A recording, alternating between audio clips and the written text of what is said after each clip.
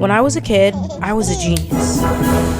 You see, I was an inventor. I made endless inventions, tested them myself, and created the patents for them, obviously. But I was also an anxious kid.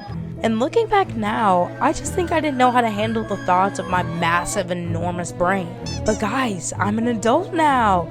Less anxiety, more money in my Louis Vuitton purse. And now, with all my adult money, I've been traveling the world a lot more recently. So guys, come along with me as I build this memento box for all my little trinkets that doubles as a side table. Woo! Because you know what they say. Anxious kids make creative adults. Keep it simple, Sid. So when I was younger, I was super into cartoons. And recently, I vaguely recalled this specific scene where this character was late for a train or something like that. So he grabbed all of his belongings, all his clothes, everything in his wardrobe, and he threw it into his briefcase, grabbed the briefcase, and ran onto the train. And so ever since then, I've kind of just associated briefcases with travel. And then I had this epiphany, let me put legs on it to make it into a table. So not only when I travel the world, it can be functional and I can put my little trinkets in there, but it's just cute as a button. And then my heart kind of shattered a little bit because I realized, unfortunately, after a little bit of research, I was not the first person to do this. But the thought counts. So I wrote a list of all the things that I needed and drew a picture of my vision, and then headed all the way to Home Depot with a dream. So yeah, I want to make this from scratch, so I grew a tree, I became CEO of the business, sold the wood, and here it is. So here's the wood. So for the top layer, I wanted to have wood that wasn't too thick, so the box wasn't too top heavy. And then the same type of wood for the bottom layer. And then once I did that, I found the wood for the sides to make that like box shape. And honestly, I kind of was just eyeballing it to kind of make sure that it was the same length for each of the four sides. Luckily it was, and then I went to get the wood cut. And yeah, next I got some hinges for the backing of the briefcase and also got some nails as well. And then next I went to go get some sandpaper just to smooth down the edges, prevent any type of splinters in the process. And that was pretty much it for Home Depot. Then I had to stop by Hobby Lobby where I picked up this like leather fabric, and I was going to use it to put it on top of the briefcase with this like adhesive spray. And yeah, that was all. All right, let's get building, baby. They call me Sid the Builder, my favorite part. Nobody called me that. But anyways, I brought out my little deco toolbox. It's so cute and pink. But guys, originally my plan was to kind of keep the painter's tape on there on the wood just to keep it in place.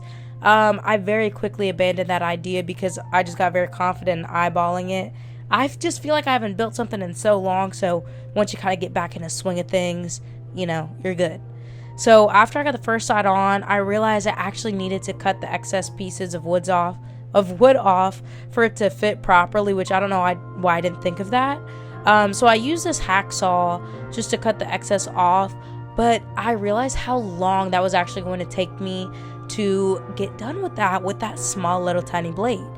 So when I got to a certain point, I kind of wanted to see if I could use my flathead screwdriver and hammer to kind of like speed up the process. That didn't work, and so I was like, okay, let me get a bigger saw.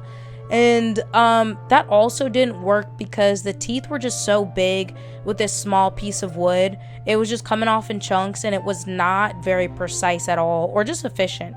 And so after getting annoyed for a bit, playing around with it, I decided to just go ahead and attach the other wood pieces to each of the other two sides, and then I'll cut the other two pieces of wood off after. So after I finished nailing down those planks of wood, I start measuring where I want to cut these middle pieces of wood. And so I started using a circular saw, which was much better. I definitely should have started off with that, but it is what it is. I want to get my hands dirty. And so now the pieces fit, nail them down, and since it was a functional table, I'll be moving it around up and down, side to side. It's my table. I can do what I want. I wanted to make sure I added some screws in there, just for the long run for stability.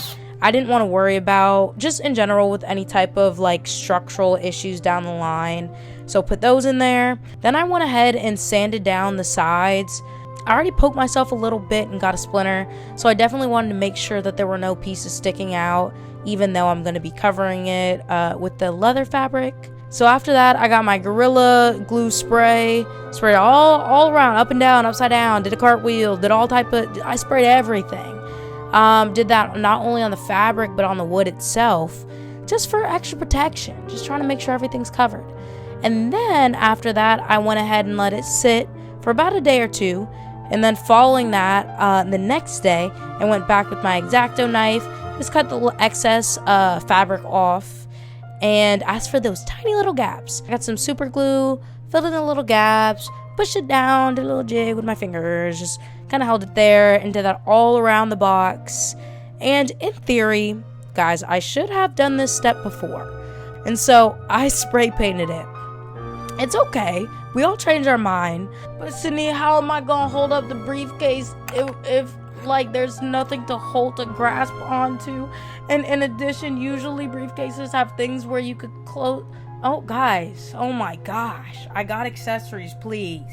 I got these little corner pieces to add some flair, pizzazz. I got this little clasp to make it seem like it's opening and closing and locking for privacy. And I also got this thing so when you close it, it closes nice and slow and quietly. So, boom, bada bing, bang.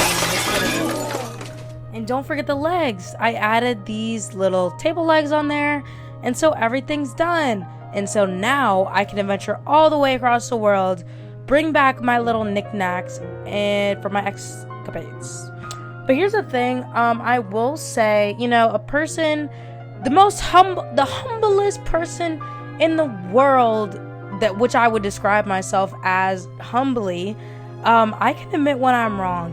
And I will say, I do wish that I had went a bit deeper in depth for my little knickknacks. I was more concerned about how heavy this would be. But in reality, I didn't think about how deep it should be because I'm gonna go a lot of places. But it's okay because I can make another one, so it's fine. But I will say that's my only regret. But hey, that's the fun of this. And keep it simple, Sid.